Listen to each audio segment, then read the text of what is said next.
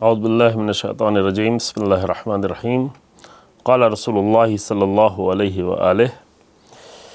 احبب فی اللہ وابغض فی اللہ ووالِ فی اللہ وعادِ فی اللہ فإنہ لن تنال ولایۃ اللہ الا بذلک ولا یجد رجل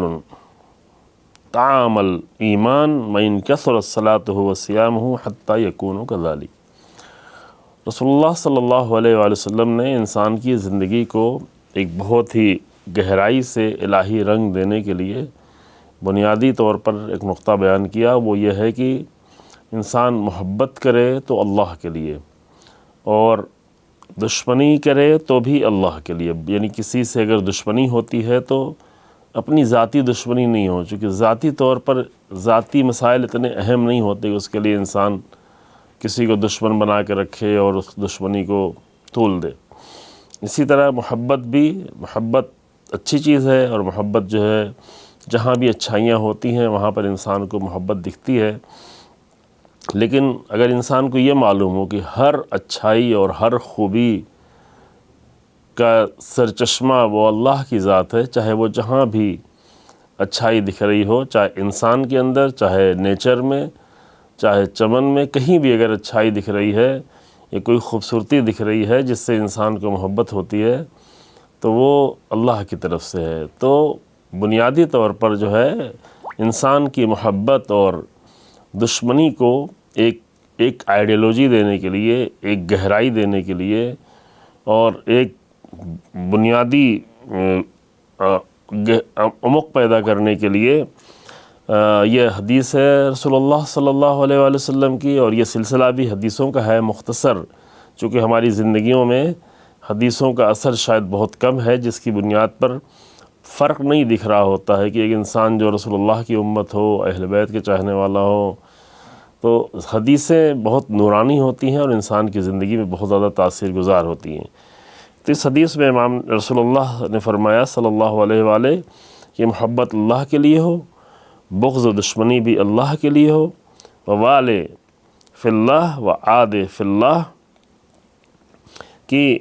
یہ تکرار ہے اسی مطلب کا تھوڑے فرق کے ساتھ، کہ اگر کسی سے رابطہ ہے، موالات ہے، دوستی ہے تو بھی اللہ کے لیے ہو، دوستانہ رابطہ ہو یا جو ہے رشتہ داری کا رابطہ بھی ہو تو اس کو بھی اللہ کے لیے قرار دیا جائے، اور اگر کسی سے دوری اختیار کی جا رہی ہے تو وہ بھی اللہ کے لیے ہو۔ اور اس کے بعد آپ فرماتے ہیں کہ فَإِنَّهُ لَن تُنَالَ وَلَایَةُ اللَّهِ إِلَّا بِذَلِكَ، اللہ کی ولایت انسان کو ہرگز حاصل نہیں ہو سکتی ہے سوائے اس کے کہ جب تک انسان جو ہے اپنی دوستی، دشمنی، محبت اور بغض کا محور اور مرکز جو ہے وہ اللہ کو قرار دے۔ کیونکہ ایک انسان اگر اپنے لیے جیتا ہے، اپنے لیے زندگی کرتا ہے، اپنے لیے محبت کرتا ہے، اپنے لیے دشمنی کرتا ہے، اپنے لیے کسی سے رابطہ رکھتا ہے، اپنے لیے کسی سے دور ہوتا ہے، تو گویا اس نے اپنے آپ کو، اپنی ذات کو اس پوری کائنات کا محور قرار دیا ہے، یعنی نہ چاہتے ہوئے بھی یا ظاہری طور پر نہ کہتے ہوئے بھی دھیرے دھیرے اس نے اپنے آپ کو رب بنا لیا ہے یا فرعون بنا لیا ہے، یا جو بھی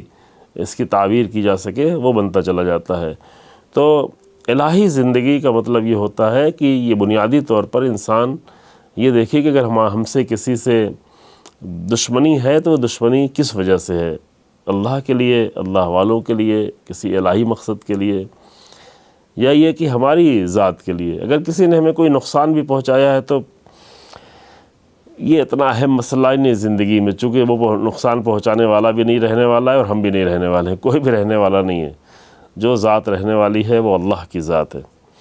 تو اس کے بعد جو جملہ ہے وہ بہت ہی خاص ہے، اور فرماتے ہیں کہ وَلَا يَجِدُ رَجُلٌ طَعَامُ الْإِيمَانِ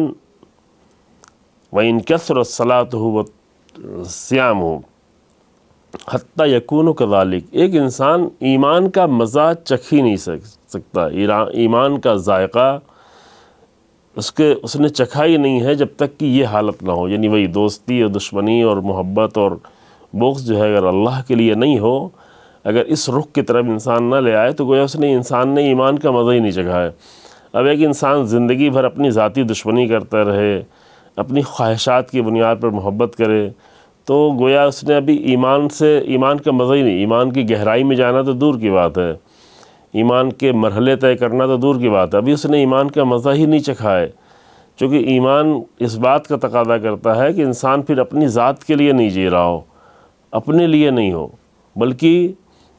عظیم مقصد کے لیے، اور سب سے زیادہ عظیم مقصد انسانی زندگی کا وہ اللہ تبارک تعالیٰ کے لیے زندگی کرنا ہو سکتا ہے۔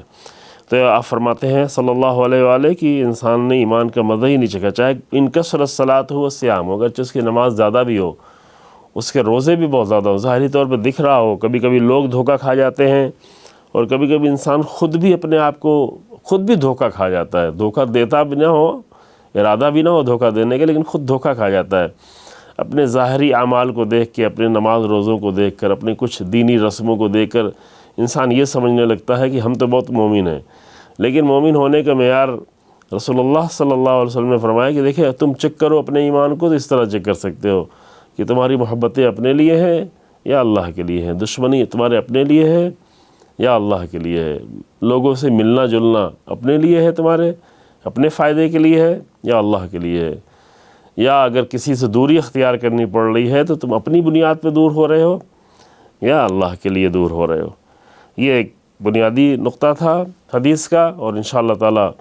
حدیثوں کا ایک سلسلہ جاری رہے گا۔ بہت ہی خوبصورت حدیثیں ہیں ذات گرامی پیغمبر اکرم صلی اللہ علیہ وآلہ وسلم کی، اور آپ کے بیانات جو ائمہ اہل بیت علیہ السلام نے بیان کی ہیں، اور رسول اللہ کے اصحاب نے جو رسول اللہ کی حدیثیں بیان کی، وہ انشاءاللہ تعالی آپ کی خدمت میں پیش کی جاتی رہیں گی۔